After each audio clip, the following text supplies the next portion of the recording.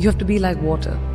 Learn to be like water, adaptable, fit into any vessel, have a sense of calm, have a sense of patience, but ambition is extremely important. Kalau kita melihat di sosial media saat ini, banyak orang di seluruh dunia ingin menjadi seorang influencer. Mereka memanfaatkan media sosial seperti Instagram, TikTok, dan YouTube tentunya, untuk mengajak banyak orang mengikuti gaya hidup yang mereka sukai.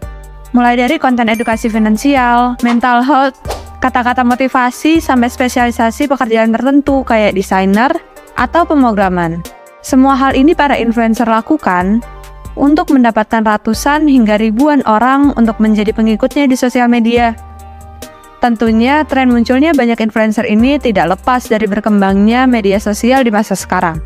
Nah, yang jadi pertanyaan, sebelum lahirnya sosial media seperti sekarang, apakah tidak ada seorang yang menjadi influencer di masa lalu? Di video kali ini, kita akan membahas cerita orang yang menjadi influencer di masa lalu. Mari kencangkan pikiran, seruput kopi, dan kondisikan imajinasi Anda karena saat ini, kita akan membawa Anda menuju Amerika pada abad ke-19. Jadi, gini ceritanya. Oke. Cerita influencer yang akan kita bahas adalah Amelia Bloomer, seorang influencer di Amerika Serikat pada abad ke-19. Sebelum kita menggali lebih dalam nih, siapa sih Mbak Amelia Bloomer ini? Ada baiknya kita bahas dulu bagaimana situasi politik dan sosial pada masa itu. Amerika Serikat pada abad ke-19 memasuki masa patriarki, di mana dalam sebagian besar urusan lebih banyak melibatkan keputusan dari para laki-laki. Situasi ini membuat hak suara dari kalangan perempuan tidak memiliki kekuatan dan sering tidak didengar oleh para laki-laki di Amerika. Karena masyarakat di sana lebih banyak menganggap seorang perempuan, khususnya dalam hal perpolitikan dibandingkan laki-laki. Kondisi ini juga berpengaruh terhadap bagaimana seorang perempuan dikatakan terhormat secara sosial, karena pengaruh dari laki-laki. Situasi politik dan sosial mulai berubah ketika banyak kalangan perempuan Amerika Serikat mulai bersatu dan menyuarakan pendapat mereka pada tahun 1840-an. Salah satu puncaknya yakni di mana kalangan perempuan Amerika Serikat mengadakan pertemuan di air terjun Seneca pada tanggal 19 sampai 20 Juli 1848. Pertemuan ini nantinya dikenal sebagai Konvensi Air Terjun Seneca. Konvensi Air Terjun Seneca ini nantinya akan dikenang dalam sejarah Amerika Serikat sebagai pergerakan feminisme pertama di sana. Konvensi ini berhasil merumuskan tujuan bersama untuk meluncurkan gerakan memperjuangkan hak pilih perempuan di Amerika Serikat. Mereka juga menyusun deklarasi yang berisikan penuntutan hak-hak yang seharusnya diterima oleh perempuan di Amerika Serikat. Pada periode ini, situasi politik di Amerika Serikat menjadi tidak stabil karena banyak dari kalangan perempuan turun ke jalan untuk berdemo.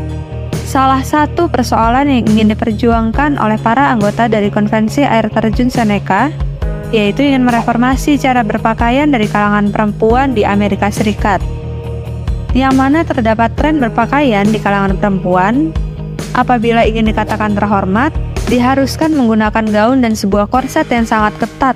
Tren berpakaian ini sebenarnya ingin menunjukkan lekuk keindahan tubuh perempuan. Tentunya tren pakaian kehormatan ini sangat bahaya karena dapat merusak struktur tulang belakang dan pinggang dari kalangan perempuan. Nah, untuk merubah pandangan dari seluruh masyarakat dari Amerika Serikat tentang cara berpakaian perempuan terhormat, ada salah satu peserta dari Konvensi Air Terjun Seneca yang mengenakan pakaian yang sangat nyentrik di antara para peserta lainnya.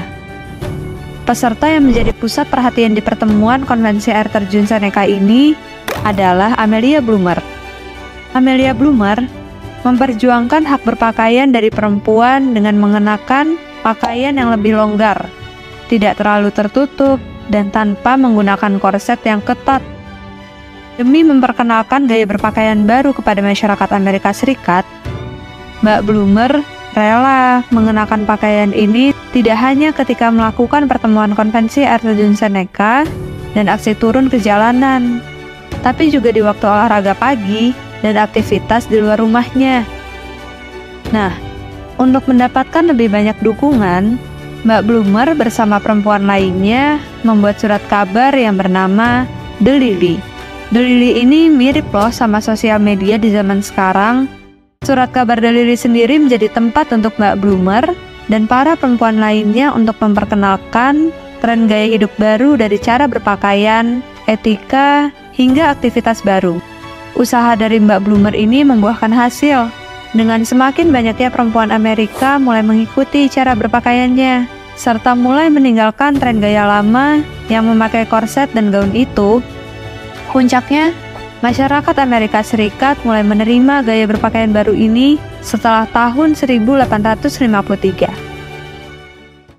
Gimana menurut kalian? Apa kalian punya pendapat lain? Coba kasih pendapat kalian di kolom komentar ya. Jangan lupa like, komen, dan subscribe-nya, biar kita bisa terus semangat untuk berkarya dalam menyusun cerita-cerita menarik lainnya. Sampai jumpa kembali di video selanjutnya.